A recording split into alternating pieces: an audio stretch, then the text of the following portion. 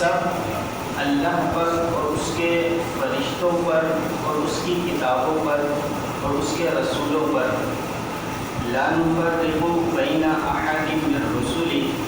ہم اس کے کسی رسول پر ایمان لانے میں فرق نہیں کرتے۔ وقالوا،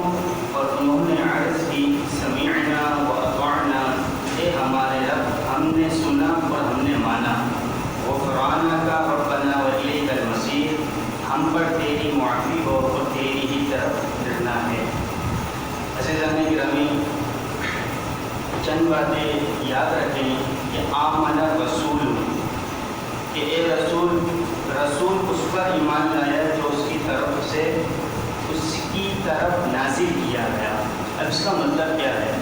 یاد رکھیں کہ اللہ تبارک و تعالیٰ کے ایمان لانے کا مطلب یہ ہوتا ہے کہ اللہ رب العزت کو واحد اور یکتا مانا جائے اور رب تعالیٰ کی ذات کو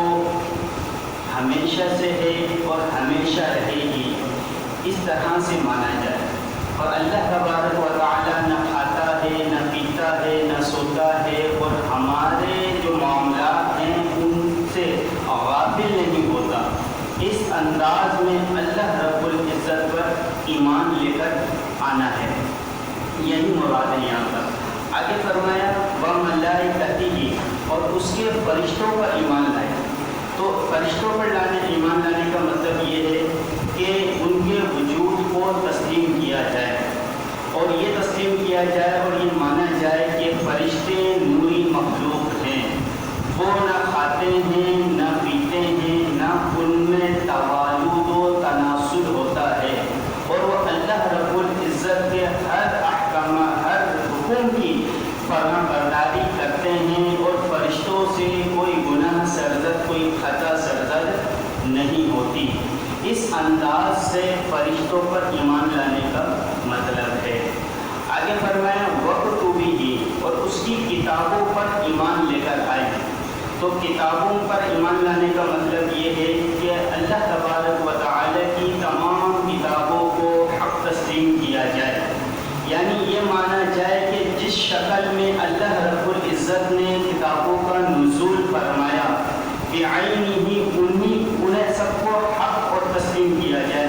جو رب تعالیٰ نے توراۃ، انجیل، زبور، قرآن عظیم ہو گیا، اور باقی دیگر انبیاء کرام پر دیگر صحائف وغیرہ کا نزول فرمایا، جیسی شکل میں رب تعالیٰ نے نزول فرمایا اس کو تسلیم کرنا، یہ کتابوں پر ایمان لانے کا مطلب ہے۔ لیکن آج کے دور میں اگر کوئی یہ کہتا ہے کہ میں اس آیت مبارکہ کو نہیں مانتا، اس آیت مبارکہ کو نہیں مانتا، اب دیکھا جائے گا کہ وہ آیت مبارکہ میں تحریفات کی گئی ہے یا نہیں کی گئی۔ اگر اس آیت میں یا اس سپارے میں یا اس رکوع میں اگر تحریف کی گئی ہے، رد و بدل کیا گیا ہے، پھر وہ کہتا ہے کہ میں اس آیت کو، اس رکوع کو نہیں مانتا کیونکہ اس کے اندر تحریفات موجود ہیں، رد و بدل موجود ہے، تو اب اس میں کوئی حرج نہیں۔ کیوں؟ وہ اس لیے کہ رب تعالیٰ نے اس کی شکل میں وہ موجود ابھی نہیں ہے۔ جیسا کہ ابھی آپ کو پتہ ہوگا کہ قادیانیوں ایک بہت بڑی سازش کر رہے ہیں، اور یہ مسلمان اس سے آگاہ ہیں، اس کے باوجود بھی مسلمانوں کو ہوشیار رہنا چاہیے۔ جیسا کہ آپ کو علم نہیں ہوگا، سوشل میڈیا پر یہ بہت زیادہ اس طرح سے وائرل ہو رہا ہے، یہ گھر گھر جا کے قرآن عظیم کو دے رہے ہیں، نیا قرآن دے رہے ہیں، پرانا لے رہے ہیں۔ اب جو نیا قرآن جو دے رہے ہیں بظاہر طور پہ، اب وہ ان میں ان لوگوں نے تغیر کیا ہوا، تبدیلی کی ہوئی ہے، تعریفات کی ہوئی ہے، رد و بدل کیا ہوا ہے۔ جو بیچارہ ہمارا سادہ سا مسلمان ہے، جو یہ سمجھتا ہے کہ یہ بھی کتاب ہے، یہ بھی کتاب ہے، یہ بھی اللہ کا کلام ہے، یہ بھی اللہ کا کلام ہے، وہ لیتا ہے، اس کو پڑھتا ہے، اس کا ترجمہ پڑھتا ہے، اپنے بچوں کو سکھاتا ہے، تو عقائد، نظریات سب غلط سلط ہے اس میں۔ تو اسی لیے اگر کوئی بندہ یہ کہتا ہے کہ بھائی اس آیت مبارکہ میں تحریفات موجود ہیں، میں اس آیت کو نہیں مانتا، تو اس میں کوئی حرج نہیں ہے، لیکن اس کو ماننا یہ ضروری ہوگا کہ جو رب تعالیٰ نے جس شکل میں جو صحائف اور جو کتابیں نازل کی، ان سب پر میں ایمان رکھتا ہوں۔ آگے فرمایا وَرُسُلِهِ، اور اس کے رسولوں پر ایمان لایا۔ تو رسولوں پر ایمان لانے کا مطلب یہ ہے کہ ہم سب رسول کو مانیں،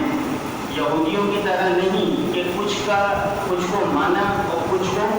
کا انکار کر دیا۔ اسی طرح معاملہ نصارہ کا رہا، انہوں نے بھی کچھ انبیاء کو مانا اور کچھ رسولوں کا انکار کر دیا۔ لیکن یہاں پر یہ بات یاد رکھیں کہ رب تعالیٰ نے خود ہی وضاحت فرمائی، لا نفرق بین احد من رسلی، ہم اس کے کسی رسول پر ایمان لانے میں فرق نہیں کرتے، ہم کسی رسول پر ایمان لانے میں فرق نہیں کرتے۔ تو پھر یہاں پر مفسرین نے فرمایا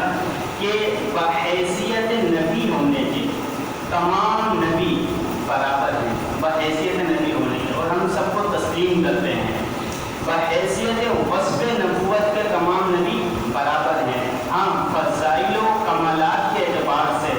درجہ بندی ہے، کیونکہ خود رب تعالیٰ نے درجہ بندی ارشاد فرمایا، جیسے کہ اسٹارٹ ہی سپارے عقیدہ رسول فضلنا بعضهم علی بعض، یہاں سے رب تعالیٰ نے سپارے کا اسٹارٹ لیا۔ یہ خود ہی رب تعالیٰ نے فرما دیا کہ ہم نے بعض کو بعض پر فضیلت عطا فرمائی، لیکن الحمدللہ ہمارے ایمان ہے، ہمارا عقیدہ ہے، سب سے افضل جو نبی ہیں وہ ہمارے پیارے آقا کریم صلی اللہ تعالیٰ علیہ وسلم کی ذات مبارکہ ہے۔ تو وصف نبوت میں سب نبی برابر ہیں، باقی درجہ بندی کے حساب سے مختلف فضائل ہیں، مختلف کمالات ہیں، مختلف وہ درجے ہیں۔ اسی طرح رب تعالیٰ نے فرمایا لا نفرق بین احد من رسلی، ہم اس کے کسی رسول پر ایمان لانے میں فرق نہیں کرتے۔ تو عزیزان گرامی، یہاں پر ایک اور مسئلہ یاد رکھیں کہ اگر جیسے ہم نے پچھلے دروس میں بھی یہ بات کہی تھی کہ کسی نبی کی اس طرح سے شان بیان کی جائے کہ دوسرے نبی کی شان گھٹ رہی ہو، یہ گناہ ہوتا ہے۔ ہر نبی کی شان کو اس کے فضائل، اس کے کمالات کے اعتبار سے ہی بیان کرنی چاہیے، اور اسی طریقے سے الحمدللہ ہمارا یہ عقیدہ ہے اور ہم الحمدللہ اسی بات پر عمل کرتے ہیں، اور امام اہل سنت کی تربیت اور انہوں نے ہمیں سکھایا ہی یہی ہے کہ جو انبیاء کرام کے درجہ بندی ہے، جو انبیاء کرام کے درجات ہیں، کمالات ہیں، فضائل ہیں، ان کو انہی کے اعتبار سے بیان کیا جائے۔ اسی طریقے سے صحابہ کرام، اسی طرح سے اہل بیت اطہار، ازواج مطہرات، بزرگان دین، کسی کی شان اس انداز میں بیان نہ کی جائے کہ کسی دوسرے کی پہلو جو ہے گھٹ رہا ہو یا اس کی شان میں کمی آ رہی ہو۔ آگے فرمایا وقالوا، اور انہوں نے عرض کی سمعنا واطعنا، اے ہمارے رب ہم نے سنا اور ہم نے مانا، غفرانک ربنا والیک المصیر، ہم پر تیری معافی ہو اور تیری ہی طرف ہم نے پھرنا ہے۔ آگے فرمایا لا یکلف اللہ نفسا الا وسعها، اور اللہ کسی جان پر اس کی طاقت کے برابر ہی بوجھ لاتا ہے، جس کی جتنی طاقت ہوگی اس کو اتنی اوپر یہ رب تعالیٰ اس کو پر آزمائش کے دروازے کھول دیتا ہے، مصیبتوں کے دروازے کھول دیتا ہے۔ پھر اس بات کو یاد رکھنے کہ مولا علی شیر خدا حضرت علی رضی اللہ تعالیٰ عنہ سے کسی نے عرض کیا کہ اے مولا، کہ ہمیں کیسے پتہ چلے گا جو ہم پر مصیبت یا آزمائش آتی ہیں یہ ہم پر بطور سزا ہے یا آزمائش ہے؟ تو شیر خدا حضرت علی رضی اللہ تعالیٰ عنہ نے فرمایا اگر تم پہ جو آزمائشیں یا مصیبتیں جو آ رہی ہیں اور ان آزمائشوں میں مصیبتوں میں آپ اللہ تبارک و تعالیٰ کی قریب ہی ہو، یعنی عبادات بھی کر رہے ہو، تلاوت قرآن بھی کر رہے ہو، دین کے قریب ہو، تو سمجھو یہ آپ کے اوپر آزمائش ہے۔ اور اگر آزمائش آئی اور دین سے بالکل دور ہو گئے، نمازیں چھوڑ دی، بھائی اسی نماز اللہ سما مذہب اس طرح سے شکوے شکایت کرتے ہوئے بھی نظر آتے ہیں کہ ہم تو نمازیں بھی پڑھتے ہیں، تلاوتیں بھی کرتے ہیں، ذکر و وظائف بھی کرتے ہیں، لیکن پھر بھی ہمارے حالات ٹھیک نہیں ہوتے، معاشی حالات اتنے بدترین ہو چکے ہیں کہ لوگوں سے ہم مانگ نہیں سکتے، لوگ قرضے کا مطالبہ کرتے ہیں، کرایہ کا گھر ہے تو اس کا کرایہ کہاں سے دیں گے، کاروبار ہے چل نہیں رہا، اولاد کی فیس ہے، بچوں کی فیسیں کہاں سے دیں گے، ٹیوشن کی فیسیں کہاں سے دیں گے، کھائیں گے کیا، صبح میں کیا کھائیں گے، رات میں کیا کھائیں گے، اس طرح سے شکوے شکایت کرتے ہوئے نظر آتے ہیں۔ پھر کہتے ہیں کہ ہم نمازیں بھی پڑھتے ہیں، سب چیزیں کرتے ہیں، پھر بھی ہمارے حالت ٹھیک نہیں ہو رہے۔ تو یاد رکھیں کہ اس طرح کی صورت میں بظاہر طور پر ہمیں نظر آتا ہے جس پر آزمائش آئی وہ دین اور جس پر آزمائش آئی وہ اللہ تبارک و تعالیٰ کے رحم میں لگ گیا، دین کے قریب ہو گیا، نمازوں میں لگ گیا، تلاوت قرآن میں لگ گیا، اچھی صحبت میں لگ گیا، تو یاد رکھیں گے بطور یہ آزمائش ہے۔ تو رب تعالیٰ نے فرمایا لا یکلف اللہ نفسا الا وسعها، اللہ کسی جان پر اس کی طاقت کے برابر ہی بوجھ ڈالتا ہے۔ تو یہاں پر اس طرح اشارہ فرمایا کہ اللہ تبارک و تعالیٰ بہت مہربان ہے، بہت رحم فرمانے والا ہے، وہ کسی پر بھی ظلم نہیں کرتا۔ ظلم ہے کیا؟ اگر کسی شخص پر اس کی ہمت اور اس کی طاقت سے زیادہ بوجھ لاد دیا جائے تو یہ ظلم ہے، اور اللہ رب العزت کی ذات جو ہے وہ ظلم سے پاک ہے۔ لہٰذا جتنے احکامات ہماری طرف متوجہ ہوتے ہیں تو یقیناً اللہ تبارک و تعالیٰ نے اس میں ہماری وسعت، ہماری ہمت کے مطابق کا لحاظ فرمایا ہے۔ اب جیسے کہ اگر اللہ تبارک و تعالیٰ نے جو ہم پر عبادت نازل کی یا ہم پر مقرر کی، کوئی شخص یہ نہیں کہہ سکتا کہ یہ عبادت ہم پر ظلم ہے۔ نماز ہے ہم پر جو فرض کی گئی ہے ظلم ہے ماشاءاللہ، روزے ہیں، حج ہے، فطرہ ہے، زکوٰۃ وغیرہ ہے، یہ ہم پر ظلم ہے۔ کوئی شخص یہ دعویٰ نہیں کر سکتا، کیونکہ اللہ رب العزت نے اپنی حکمت کے ساتھ یہ فرض و واجب ہم پر مقرر کیے، لازم کیے۔ آپ دیکھیں نا، پورے دن میں 5 نمازیں ہیں اور پورے سال میں 1 ماہ کے ماہ رمضان کے روزے ہیں، اور جس کی استطاعت ہو تو اس کے اوپر حج واجب ہے، اور اسی طریقے سے زکوٰۃ واجب ہے، فرض ہے، اسی طرح صدقہ فطر یہ واجب ہے، اور جس کی استطاعت نہیں اس پر حج بھی نہیں ہے، اس پر زکوٰۃ بھی نہیں ہے، اس پر فطرہ بھی نہیں ہے، ٹھیک ہے نا۔ یہ اللہ تبارک و تعالیٰ نے ہماری استطاعت کے، ہماری ہمت اور طاقت کے مطابق ہی اپنے احکامات کو نزول فرمایا۔ اور اگر بالفرض حالات و کیفیت اور تغیر زمانے کے اعتبار سے اگر کسی کو اللہ رب العزت کے احکامات بوجھ بننے لگے تو اس میں بھی اللہ تبارک و تعالیٰ نے اپنے حبیب پاک صلی اللہ تعالیٰ علیہ وسلم کے ذریعے سے مکمل طور پر اس کے مسائل اور اس کے احکامات کو بیان فرما دیے ہیں۔ مثال کے طور پر اگر کوئی شخص بیمار ہے، بالکل ہی نماز نہیں پڑھ سکتا، اشارے سے بھی نہیں پڑھ سکتا، تو پھر اللہ تبارک و تعالیٰ کی طرف سے اس کے اوپر نماز کی جو فرضیت ہے وہ ختم ہو جائے گی، اس پر لازم نہیں ہوگی، نماز اس کے اوپر سے ساقط ہو جائے گی، نماز نہ پڑھے گناہ گار نہیں ہوگا۔ اسی طریقے سے بندہ حالت سفر میں ہے تو حالت سفر میں ماہ رمضان کریم کے روزے چھوڑنے کی اجازت مرحمت ارشاد فرمائی۔ ماہ رمضان کریم کے روزے تک کر سکتا ہے جو حالت سفر میں مسافر ہے۔ اسی طریقے سے یہ کہ جس کے اوپر اتنا مالی کے نصاب نہیں ہے، زکوٰۃ نہ دے، صدقہ فطر نہ دے، اور باقی حج وغیرہ اس کے اوپر، قربانی وغیرہ اس کے اوپر لازم نہیں ہے۔ بہت سارے معاملات ایسے ہیں جو اصلاً فرض ہیں لیکن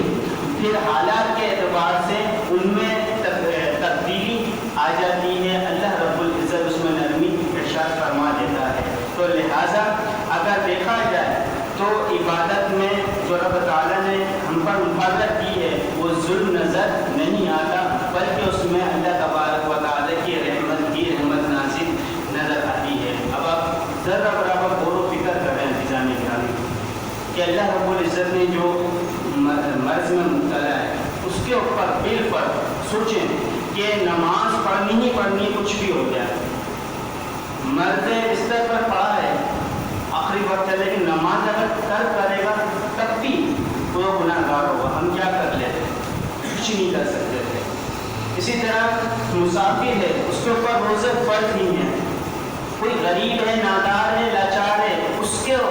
زکوٰۃ فطرہ اور حج وغیرہ جو بھی معاملات فرض ہیں وہ اس نے کرنا ہی ہے، ہم کیا کرتے ہیں؟ لیکن یہ اللہ تبارک و تعالیٰ کی کرم نوازی ہے، حضور علیہ الصلوۃ والسلام کا یہ صدقہ ہے کہ اللہ رب العزت نے ہم پر آسانی فرمائی۔ آگے فرمایا لہا ما کسبت وعلیہا ما اکتسبت، کسی جان نے جو اچھا کمایا وہ اسی کے لیے ہے، اور کسی جان نے جو برا کمایا اس کا وبال اسی پر ہے۔ تو عزیزان گرامی، یعنی اس سے معلوم ہوا جو اچھا کرے گا اسے اچھا ہی فائدہ پہنچے گا، اور جو برا کرے گا وہ اپنا نقصان خود ہی کرے گا، اور میدان محشر میں قبر میں خود ہی اس کا کو بھگتے گا۔ لہذا اس سے معلوم یہ ہوا کہ کوئی شخص کسی دوسرے کے اعمالوں اور افعال کا ذمہ دار نہیں ہوگا۔ میدان محشر میں والد کے کیے ہوئے قصور پر بیٹے کو سزا نہیں ملے گی، اور بیٹے کے کیے ہوئے قصور پر وہ والد کو سزا نہیں ملے گی۔ لیکن اس میں دو صورتیں ہیں، یہ اس سے مستثنا ہے۔ ایک یہ کہ اگر کوئی ایصال ثواب وغیرہ کرتا ہے تو اس سے عمل ایک شخص کرتا ہے لیکن فائدہ جو ہے دوسرے کو پہنچتا ہے،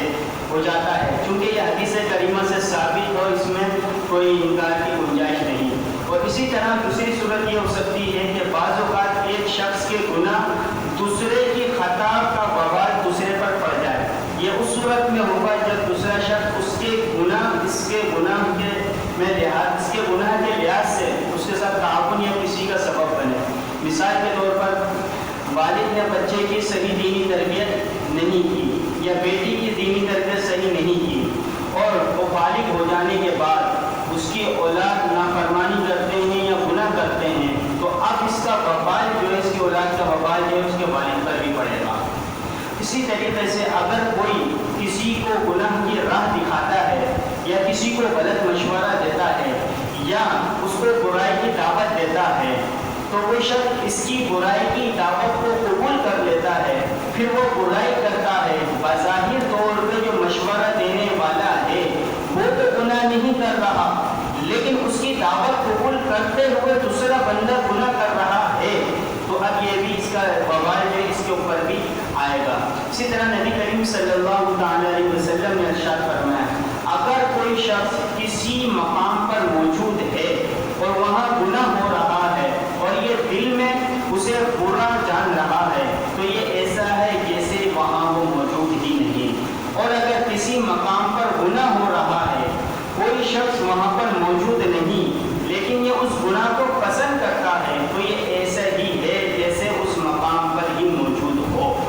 معلوم یہ ہوا کہ بالفرض گناہ کوئی اور کر رہا ہو، لیکن اگر دوسرا شخص اس گناہ کو پسند کرے گا تو یہ اس صورت میں یہ بھی قابل غلط ہو سکتا ہے۔ تو عزیزان گرامی، ہم اپنی شادی بیاہ کی تقریبات کو دیکھیں، اور اسی طرح ابھی جیسا کہ 14 اگست ہے، قریب ہے، اس میں جو آپ کو معلوم ہے کہ کیا معاملات ہوتے ہیں،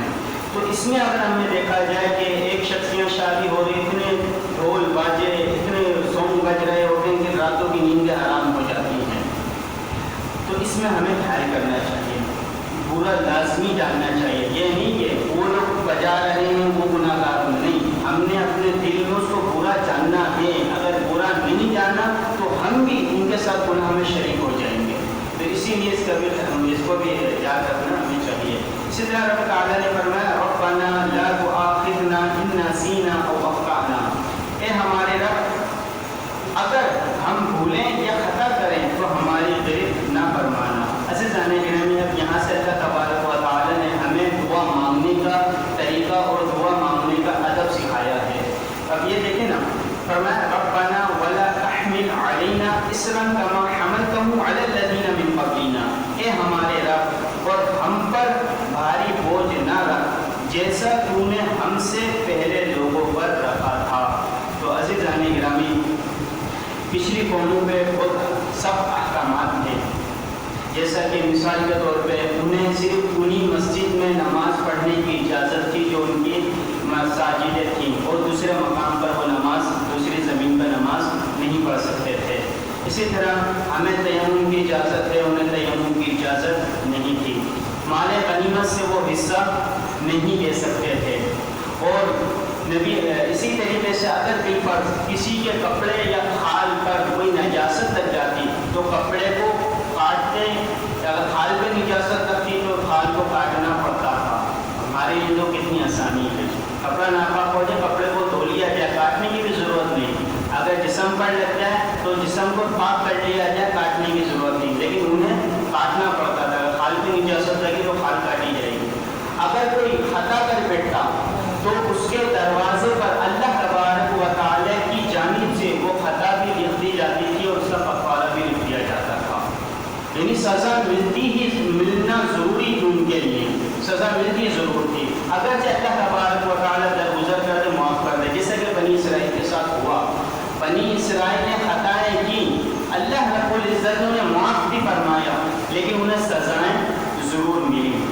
اسی طرح اس امت پر اللہ تبارک و تعالیٰ کا یہ کرم ہے کہ ہم خطائیں کر بیٹھتے ہیں، ہمارے گناہوں کی رب تعالیٰ پردہ پوشی فرماتا ہے، کسی پڑوسی کو بھی ہمارے گناہوں کی خبر نہیں ہوتی،